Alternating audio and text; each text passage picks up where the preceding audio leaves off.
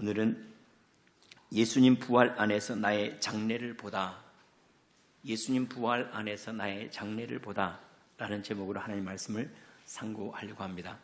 먼저 예수님의 부활 일지를 제가 가만히 이렇게 살펴보려고 합니다. 예수님의 부활이 어떻게 계시되었는지 그 말씀을 시간에 따라서 확인하려고 합니다. 예수님께 십자가에 못 박히신 다음에 예수님이 부활하실 것에 마음이 걸렸던 이들, 대제사장들과 바리새인들이 제일 걸렸어요. 제자들은 그저 슬픔에 잠겨 있는데 예수님께서 부활하신다 하는 이야기를 들었던 대제사장과 바리새인들이 혹시라도 제자들이 그 시체를 숨겨두고 부활하지 않은 이를 부활했다라고 거짓 소문을 낼까 봐 그 무덤을 병사들로 하여금 지키게 하죠. 그렇게 지키게 한 안식구 첫날, 지금 주일이라고 할 수 있는 그때에 예수님을 사랑했던 막달라 마리아와 다른 세 여인이 예수님께 향유를 부으려고 향품을 가지고 예수님 무덤을 찾아옵니다. 유대인의 무덤은 큰 돌로 이렇게 막혀 있는데 여인의 힘으로는 굴리기가 힘들어 근심하면서 찾아왔는데 그 돌문이 옮겨진 거예요. 이상하다 싶어서 그 안에 들어갔는데 아니나 다를까 예수님이 계시지 않고 예수님의 옷이 개켜져 있고 아무도 없는 거예요. 얼마나 놀랐겠습니까? 그런데 마침 그때 근심하고 염려하는 그 여인들 앞에 천사들이 나타나서 예수님이 부활하셨다는 이야기를 전합니다. 너무나 기뻤죠. 너무나 즐거웠죠. 그리고 그들은 신속하게 제자들에게 이 소식을 알리려고 쫓아가서 베드로 사도와 요한 사도에게 알렸더니 그들이 무덤을 확인하려고 황급하게 달려오는데 요한 사도는 젊어서 빨리 오고 베드로 사도는 아마 나이가 더 들어서 늦게 도착했지만은 그들의 담대하기는 베드로 사도인가 봐요. 무덤 안에 들어가 확인하는 것은 베드로 사도입니다. 확인했더니 한켠으로 예수님의 옷이 개켜져 있고 예수님이 계시지 않는 거예요. 성경에 보면 그때 믿게 되었다는 이 믿게 되었다는 말은 뭘 믿었는가 하면 바로 막달라 마리아의 말을 믿었다는 얘기지 부활을 믿은 건 아닌 것 같아요. 그들이 그저 돌아갔습니다.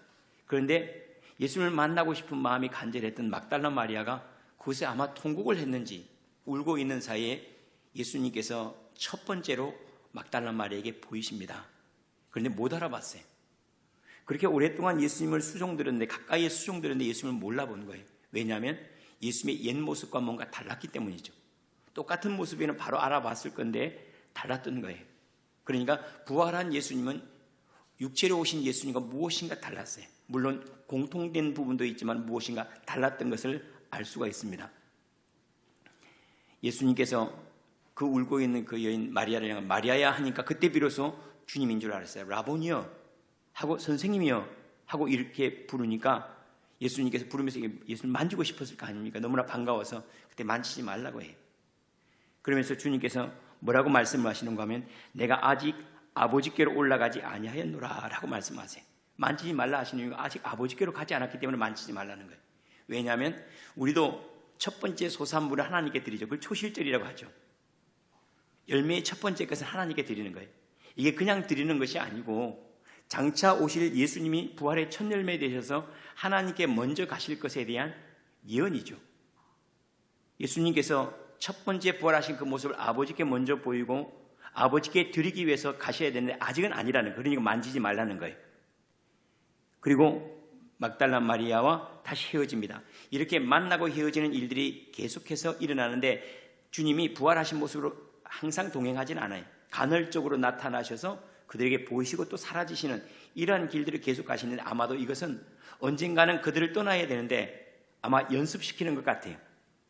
이제는 몸으로 예수님을 만나는 것이 아니라 영으로 예수님을 만나는 그런 훈련들을 계셨다가 떠나시면서 계속 제자들에게 그것을 훈련시키고 있는 것 아닌가 그런 생각이 듭니다.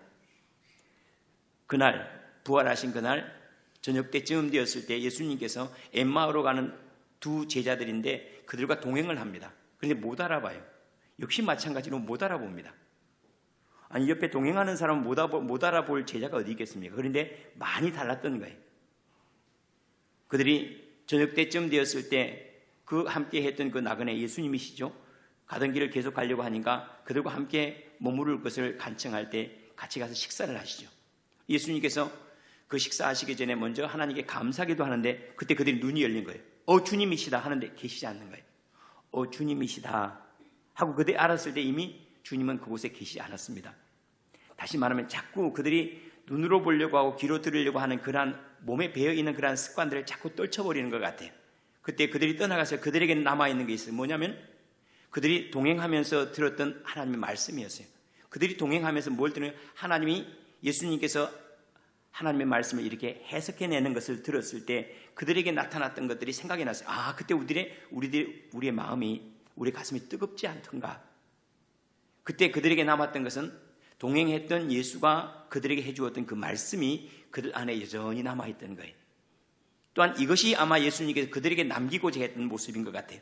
예수님의 모습이 아니라 그들 안에서 하나님의 말씀이 살아서 뜨겁게 하는 것, 그것이 아마 제자들에게 남기고 싶었던 예수님의 소원이 아니었는가 그런 생각이 듭니다. 그런데 거의 그 비슷한 시간에 그날 저녁 때쯤 되었을 때 이미 가룟 유다는 자기 길로 갔고 11명의 제자 중에서 한 명이 빠졌어요. 10명의 제자들이 함께 문을 닫고 유대인들이 그들이 잡으려고 할까봐. 왜 선생도 죽였는데 그들 안 죽이겠습니까? 너무 두려운 마음에 문을 닫고 그들이 함께 식사를 하는 중에 예수님께서 나타나세요. 분명히 문을 닫고 있었는데 그 공간을 그냥 지나쳐 오신 거예요.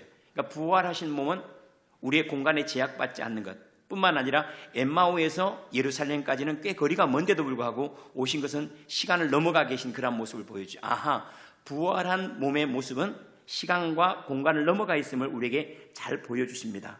그런데 이것이 왜 그리 중요한가? 예수님은 놀라운 능력이 있는데 그것이 왜 중요한가?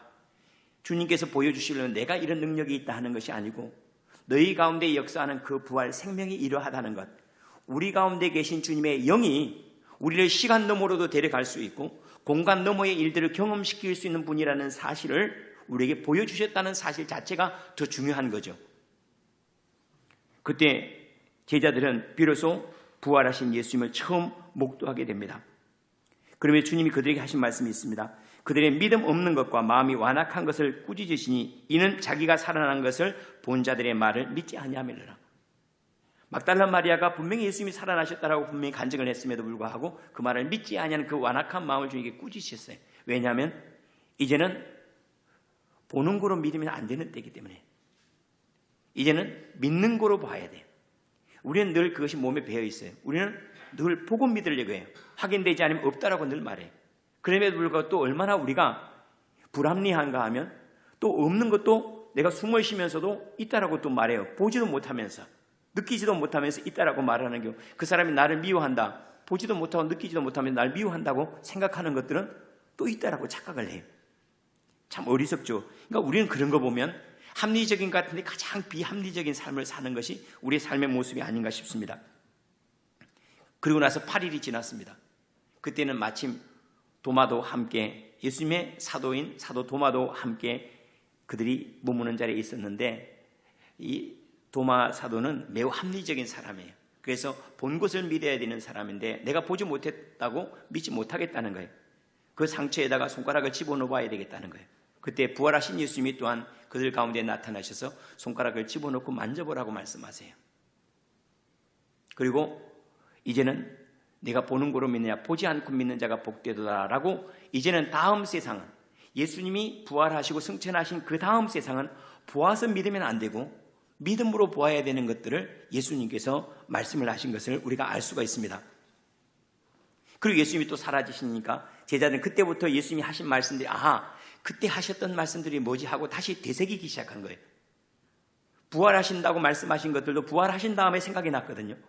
근데 부활하신 예수님을 만나고 난 다음에 예수님이 그럼 그 다음에 무슨 말씀을 하셨는가 더듬어 보니까 그때 갈릴리에서 보자라고 하신 말씀이 기억이 나는 거예요.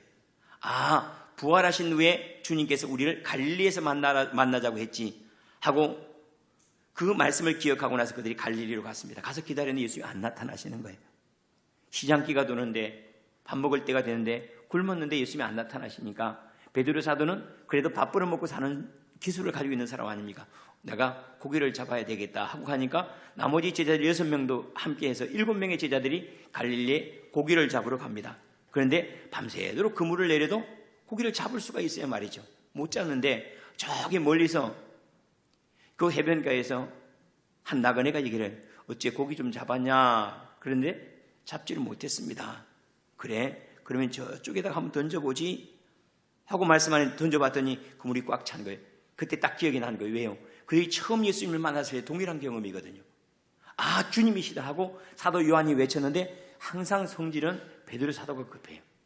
알아보는 것은 사도 요한인데 그래도 일을 저지르는 것은 베드로 사도예요. 참 두 분은 짝이 잘 맞는 것 같아요. 아마도 저 위에서도 똑같이 그 일을 하고 계시지 않을까 그런 생각은 들어요.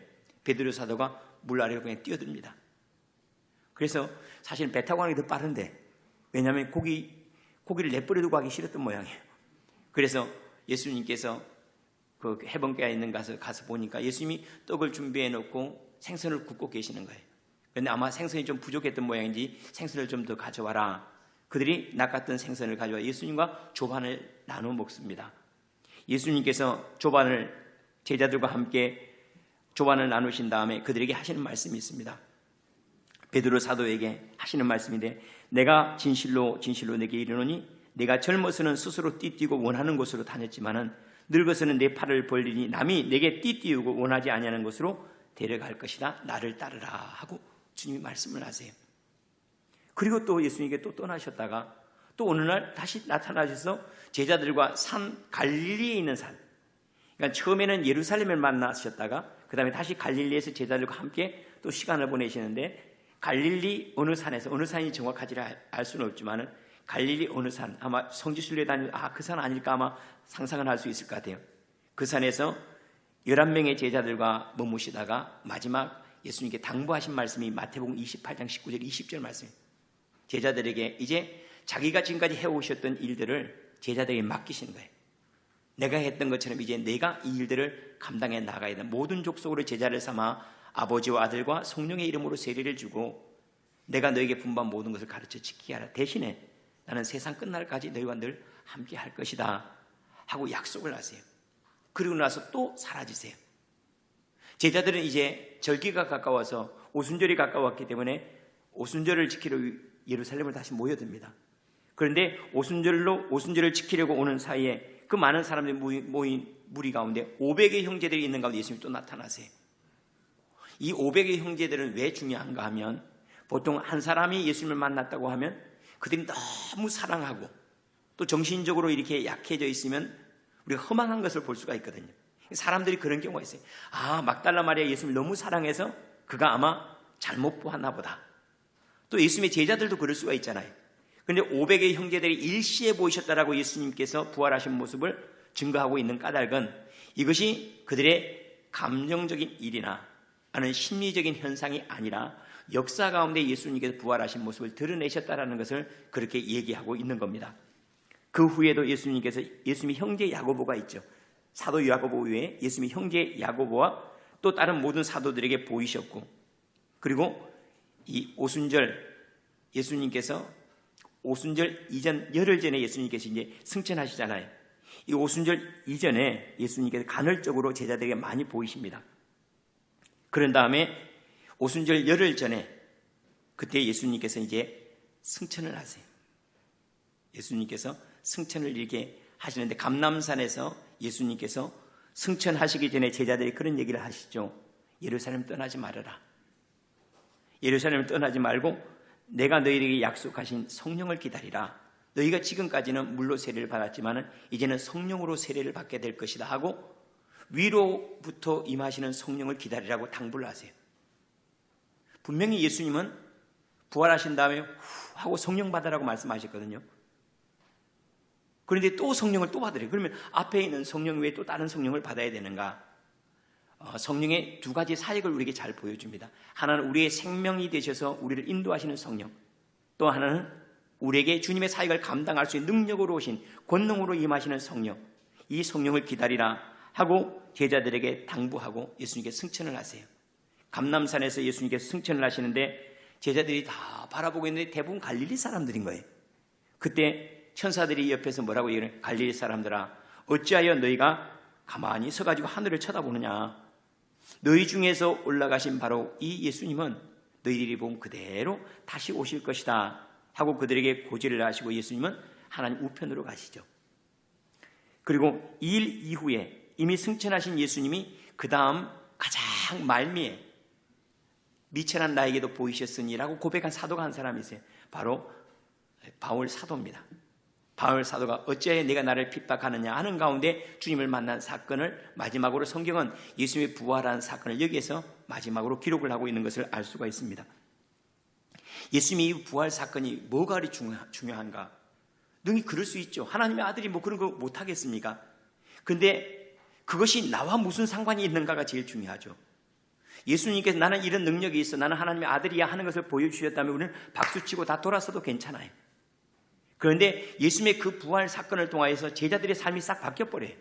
두려워했던 제자들은 다시 성령의 충만함을 입고 담대하게 되었고, 소극적인 그들은 능동적인 삶을 살기 시작합니다. 그들은 죽음 저 너머를 바라보기 시작해요. 왜냐하면 예수님 안에서 그들이 무언가 본 게 있어요. 오늘 그 말씀을 우리가 상고하려고 합니다. 그들은 예수님 안에서 도대체 뭘 봤을까? 예수의 부활 속에서 뭘 봐서 그들의 인생이 완전히 바뀌었을까?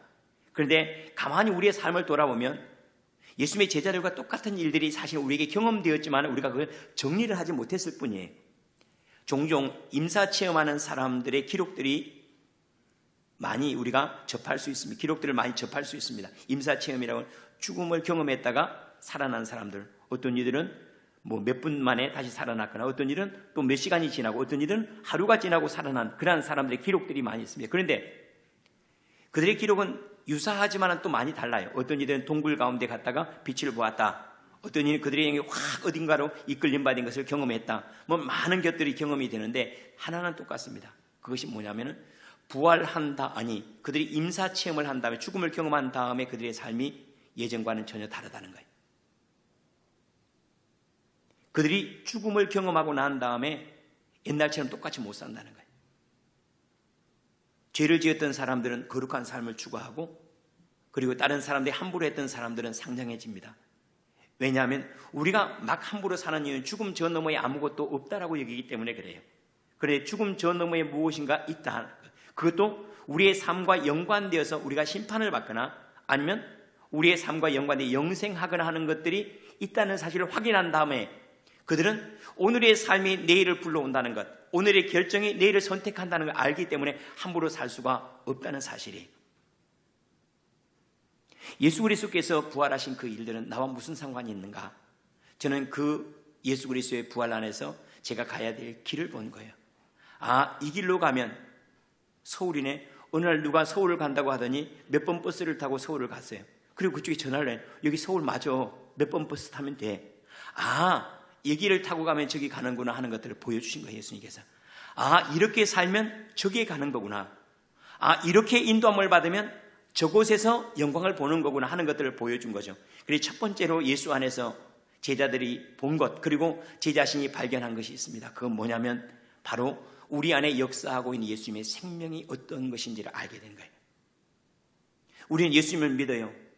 그리고 예수님의 영의 성령의 인도함을 받는다고 얘기해요. 그런데 이 성령이 우리를 어떻게 인도하고 있고 어떤 능력으로 인도하고 있는, 또 어떤 능력이 있고 권세가 있는지 알지를 못했어요. 그런데 예수님의 생명 안에 그 역사했던 그 생명이 지금 우리 안에 역사하지 않습니까? 주님의 성령 받으라 하신 그 성령이 우리 가운데 오시는, 바로 그 성령이 예수님과 함께 하셨던 하나님의 영이시고 예수님의 영 아닙니까? 이 영이 예수님을 부활 가운데, 아니 사망 가운데 부활하게 하셨다면 나중에 우리 가운데 역사하는 이 생명도 우리를 사망 가운데 역사하게 한다는 사실, 마귀를 이긴 것처럼 또한 우리도 마귀를 이길 것이고, 모든 염려를 다 지워버린 것처럼 우리의 모든 염려와 근심을 소망으로 싹 바꾸어 가실 것, 바로 그것을 예수님의 부활 안에서 발견했다는 사실입니다. 우리는 우리 안에 있는, 역사하고 있는 성령의 능력을 잘 몰라요. 보고 싶습니까? 예수 안에 역사했던 그 생명이 우리 안에 역사해요.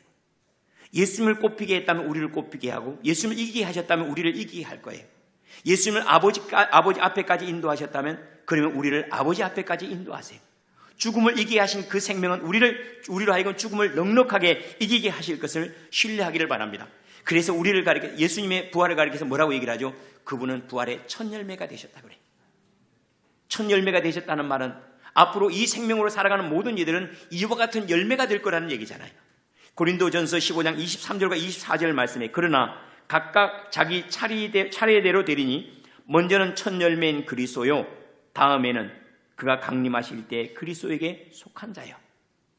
예수님께서 부활의 첫 열매가 되신 것처럼 그분에게 속한 자들이 이와 같이 주님이 강림하실 때에 전부 다 이와 같은 모습으로, 우리 주님이 부활하시고 사망을 이기신 이 모습으로, 마귀를 멸하신 바로 그 모습으로 우리가 그분께로 돌아갈 것이, 그 후에는 마지막이니 그 모든 통치와 모든 권세와 능력을 멸하시고 나라를 아버지 하나님께 바칠 때라 하고 이렇게 말씀을 합니다. 가만히 주님께서 우리에게 주신 생명을 들여다보면 우리는 언젠가 이 육의 생명이 끝나면 영원한 생명을 받을 거라고 생각하잖아요. 그게 아니에요. 주님께서 우리 가운데 주신 이 생명이 영생인 거예요. 영생. 사망이 이기지를 못하는 영생. 아니, 그 안에는 사망이 전혀 없는, 그래 주님께서 성도들을 향하여 죽은 것이 아니라 잔다라고 말씀하신 것처럼 죽음이 없는 그러한 생명을 우리 가운데 주셔서 우리 가운데 이미 영생이 있는 거예요. 성도들은 우리 가운데 영생이 있음을 믿는 게 매우 중요합니다. 제가 이 부활의 영광을 만나거나 또 부활하신 이 은혜의 이상을 보기 전까지는 늘 그런 생각을 했어요. 인생이라고 하는 것이 육체로 살다가 어느 순간에 하나님의 은혜를 입으면 우리가 천국에 갈 수 있는 것, 그것이 인생이 지나가는 그림으로 여겼어요. 그런데 주님의 부활 안에 있는 나의 모습을 발견한 다음에 아하, 우리는 본래 영생한 자이었고 그러다가 몸으로 우리가 그 영생을 담고 있다가 이 몸을 싹 벗어버리니까 결국은 다시 영생으로 돌아가는 거구나 하는 것. 이 생명이, 저는 이 육의 생명이 저를 만들어가고 빚어가는 줄 알았어요. 그런데 이미 우리 주님을 만나면서 새로운 생명이 저를 만들어가는 거예요. 우리는 육신이 쇠약해져 간다고 생각하잖아요. 그게 아니라 이 육신을 이 영원한 생명인 성령에 맞추어서 바꾸어가는 과정이 인생인 거예요. 이건 너무나 중요한 이야기죠. 인생이 소멸되어 가는 과정이 아니라 영원한 생명으로 바꾸어가는 과정. 그래서 우리는 나이가 들수록 소망은 더 분명해지고, 인생은 나이가 들수록 허무하다고 말하지만은 예수 믿는 사람들은 나이가 들수록 하나님께 합당한 것만 많아지고 합당하지 않은 하나하나 제하여져서 부활 생명에 합당한 몸으로 내가 변화되어 가고 있구나 하는 것들을 삶으로 만나고 믿음으로 경험하는 것, 이것이 우리의 모습이 되고 또한 우리 모두의 교회의 모습이 되기를 원합니다. 두 번째로, 제가 예수님의 부활이 참 소중하고 또한 제자들이 그렇게 담대하게 주님을 따라갈 수 있었던 것은 뭘 받는가? 믿음의 결국을 받기 때문이에요. 첫 번째는 생명, 우리 안에 역사하는 생명의 능력을 받고, 두 번째는 믿음의 결국. 우리는 가끔씩 그렇게 생각하죠. 내가 인생 이렇게 살면 내가 나이 들어서 어떤 모습일까? 내가 이렇게 예수님을 따라가면 나중에 죽음 이후에는 어떤 모습일까? 늘 우리는 그런 생각을 하지 않습니까? 아니, 씨를 뿌릴 때도 이것이 다 열매 맺었을 때 어떤 추수한 모습을 가질까? 내 밭은, 내 논은 어떤 모습일까를 상상하는 것처럼 우리는 이렇게 살면 내가 예수 믿고 복음 따라 순종하면 어떤 모습일까? 그런 생각들을 많이 합니다. 보고 싶죠. 만나고 싶죠. 예수를 보면 돼요. 예수를 보면 됩니다.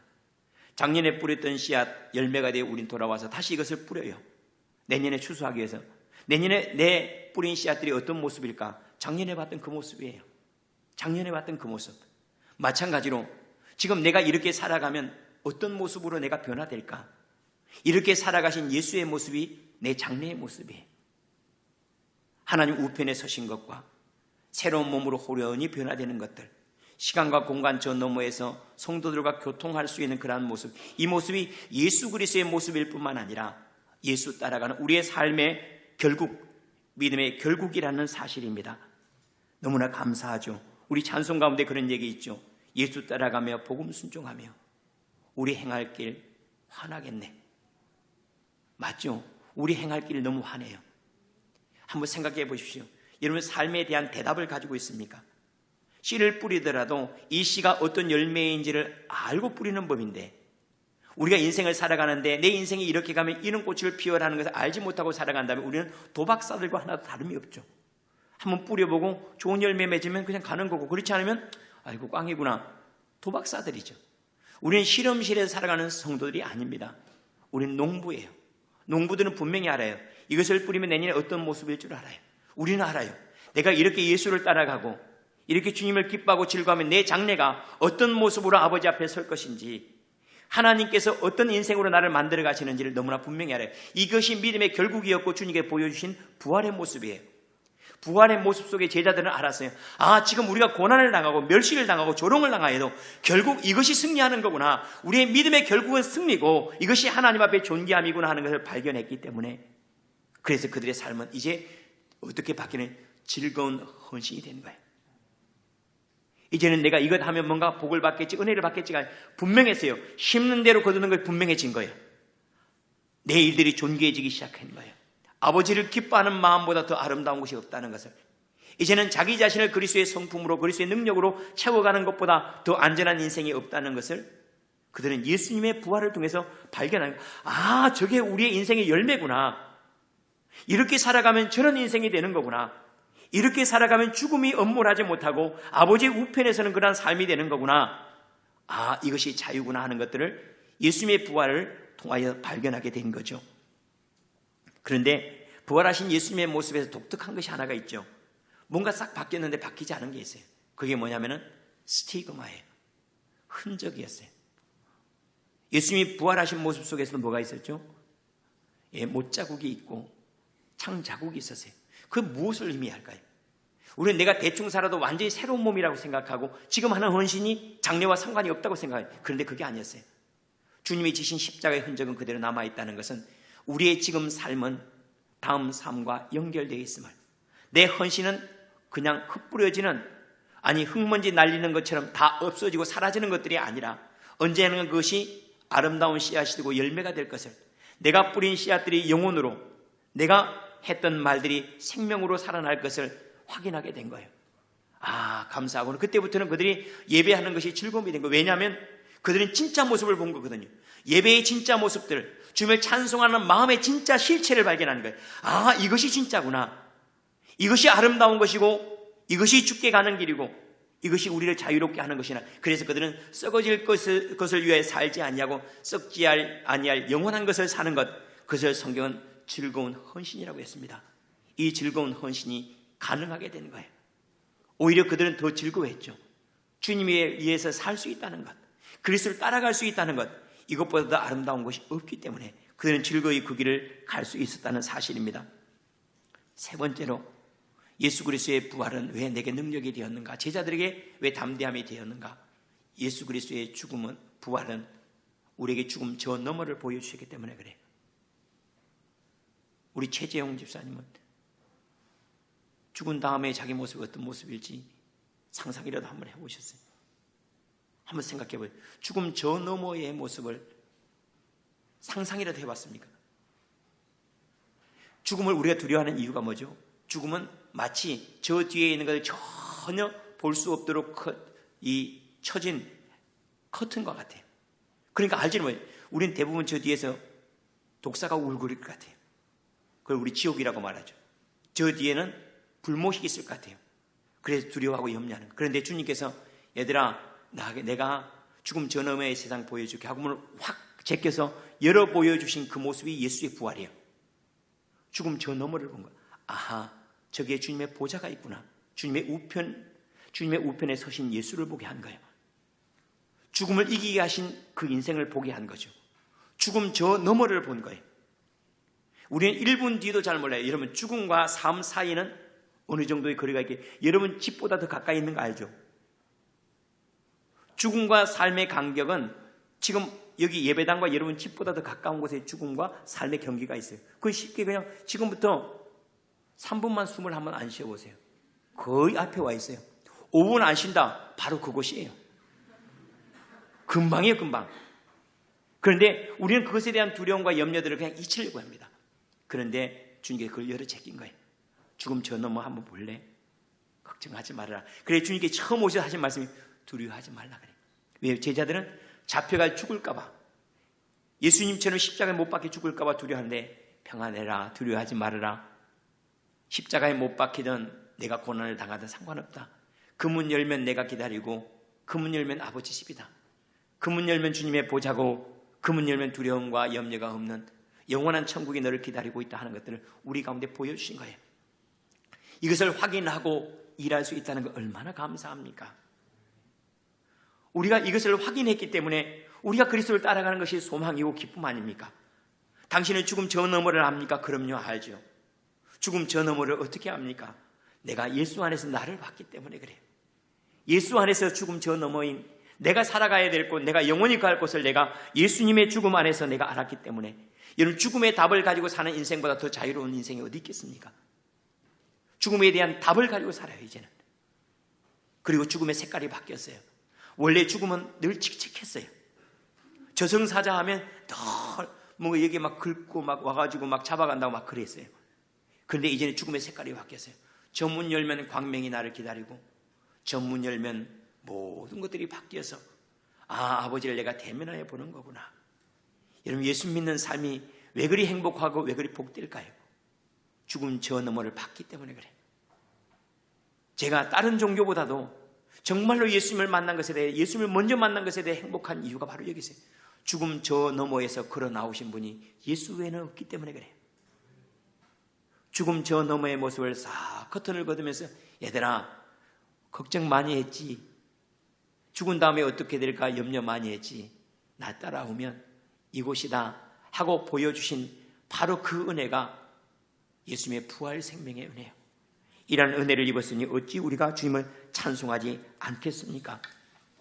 마지막으로 하나 더 말씀을 드리면 뭐 이것뿐이겠습니까마는, 제자들이 담대하고 제가 예수 생명, 그 부활 생명을 만나고 난 다음에 힘을 얻고 소망이 충만해진 까닭은, 제가 이제 비로소 제가 누구인지를 안 거예요. 저를 본 거예요. 가만히 예수님의 부활 속에서 저를 봤더니 주님이 뭐라고 말씀하시는가 하면, 몸을 싹 벗어버리더니 주님이 말씀하신 것이, 교회는 그리스도의 몸이니라 그래요. 예수님 몸을 벗은 이유가 뭐라고요? 새 몸을 얻기 위함이니 그 새 몸이 너다 그래요. 너다. 나는 이제 너를 몸을 삼아서 내가 내 안에서 일하겠고, 너를 통해서 말하겠고, 너를 통해서 전하겠고 라고 말씀을 하세요. 이것을 알았던 제자들은, 그들은 예수님의 몸이 되기 시작했어요. 예수님의 언어가 되기 시작했어요. 그래서 전도를 했죠. 예수님의 생명이 되기 시작했죠. 그래서 치유를 시작했어요. 예수님의 나라가 되기 시작했어요. 그래서 교회가 부흥하기 시작했습니다. 우리는 그저 이것이 썩어질 몸으로 완전하는데, 그게 아니라 주님께서는, 범서가, 지금까지는 내가 나사렛에서 내 어머니 마리아에게서 가지고 나왔던 그 몸으로 살았는데, 이제는 내가 내 몸으로 살고 싶다. 그래 주님께서 성령 받으라 그래. 이제는 내가 내 몸을 내 몸으로 삼아서 내 생명이 되겠다라고 말씀하니, 그것이 성령 받으라는 얘기예요. 주님은 나를 통해서 말씀하시겠대요. 나를 통해서 고치겠고, 나를 통해서 아버지의 나라가 되게 하겠고, 나를 통해서 천국이 이곳에 오게 하겠다라고 말씀하셨으니, 이것이 우리 몸의 영광이에요. 나는 내 인생이 값어치 없는 인생인 줄 알았는데 이렇게 귀한 그릇이 되었단 말인가? 이렇게 놀라운 은혜를 내가 입었단 말인가? 그래서 비로소 우리 인생이 소중한 것이 되었어요. 여러분, 우리 인생이 얼마나 소중한지 모릅니다. 하나님의 모든 것들이 우리를 통해서 흘러간대요. 우리를 통해서 위로한대요. 누군가 위로할 때, 나는 너의 입을 통해서 누군가를 위로하여 그를 살릴 거야. 누군가를 천국으로 데려갈 때, 나는 내 입을 통해서 복음을 전해서 그를 내가 데리고 갈 거야. 나는 누군가 복을 줄 때 내게 지혜를 줘서 그 지혜로 말하게 하고, 나는 누군가를 지켜줄 때 나는 내 힘을 통하여 그를 지켜줄 거야. 주님 감사합니다. 그래서 주님은 저희를 몸으로 삼으셨습니까? 교회는, 그리고 성도는 예수의 몸이요. 우리가 예수의 몸이요. 정말로 이 몸을 잘 사용해야 됩니다. 그래서 이 일 이후에 제자들은 그래요. 우리가 썩을 것을 위해서 살지 않는다 그랬어요. 이제는 이 몸으로 예수를 담아내는 그릇이 되었으니, 이제는 우리가 썩을 것을 몸에 담지 아니한다 하고 주님이 말씀하신 그대로의 삶이 되어지기를 원합니다. 예수 잘 믿으십시오. 그리고 이 부활 생명의 은혜를 많이 잊고 살아가기를 바랍니다. 그런 다음에 저에게도 제자들에게도 나타난 변화가 있습니다. 그것은 뭐냐면, 제 삶의 지평이 넓혀졌다는 거예요. 예수님의 부활을 만나기 전까지는 제가 살아가는 영역들이 죽음 앞에까지 제 땅이었어요. 거기까지가 제 시간이었어요. 그런데 예수님의 부활을 만나고 난 다음에 제 삶의 영역이 지평이라고 하죠. 저 주님의 보좌까지 넓혀진 거예요. 예수님을 만났지만은 부활의 영광을 보기 전까지는, 그때는 제 인생의 종착역이 죽음 앞에까지였어요. 그런데 예수님의 부활을 만나고 난 다음에 제 믿음의 경주가 저 주님의 보좌가 된 거예요. 그리고 제 과거가 그저 단순히 제 몸으로 살아왔던 인생인 줄 알아요. 그 영원한 생명 속에서 있어왔던 하나님의 계획 속에 있어왔고, 앞으로 제 장래도 하나님의 영원한 계획 속에 있는 인생, 삶의 지평이 넓혀진 거죠. 전에는 눈으로 보는 것만 제 세상인 줄 알았는데 부활하신 예수님을 통하여 나를 돕고 있는 것이 주님의 능력이고 나를 지키고 있는 것이 주님의 은혜구나. 제 삶 전부가 하나님의 은혜로 충만한 인생이고 또한 주님을 담아내기 위해서 선택된 그릇이라는 사실을 만나고 난 다음에 삶의 지평이 넓혀진 거예요. 노래를 하더라도 이 세상뿐만 아니라 저 세상을 노래할 줄 알게 됐어요. 기도를 하더라도 여기 앞에 있는 이가 아니라 주님의 보좌에 있는 이를 위해서 주님 그분을 붙잡고 기도할 수 있게 된 거예요. 은혜를 구하더라도 세상의 은혜가 아니라 나를 돕는 천군 천사들의 은혜를 구하기 시작한 거예요. 기도를 하더라도 내 지식에 제한되지 아니하고 내게 은혜를 베푸시고 지식을 담으시는 그 하나님의 생명의 역사를 간구하면서 지평이 넓혀진 그런 삶을 살게 된 거죠. 이게 주님께서 우리에게 부활 생명으로 주신 은혜임을 인정하고 사시기를 축원합니다. 참 감사합니다. 부활 생명을 통하여서 제 생명이 어떠한지를 알고 제 믿음의 결국이 어떠한지를 만나게 되었고 죽음 저 너머의 영광이 얼마나 좋은지, 그리고 그리하여 내 몸을 기꺼이 주님의 몸으로 드릴 수 있는 삶이 되었으니 이것보다 더 아름다운 구원, 더 큰 권세가 어디 있겠습니까? 이 부활주일 여러분 안에 이러한 역사가 일어나고 있음을 인정하고 주님을 향하여 마음을 활짝 여시기를 바랍니다. 하나님, 저를 이렇게 놀라운 구원과 은혜의 초청으로 부르셨다면 기꺼이 제 삶을 주님과 함께합니다. 주님께서 인도하시는 대로 제가 볼 것이며 들을 것이며 채울 것입니다. 이것이 우리의 믿음의 고백이요 부활의 찬송이 되기를 축원합니다. 기도하겠습니다.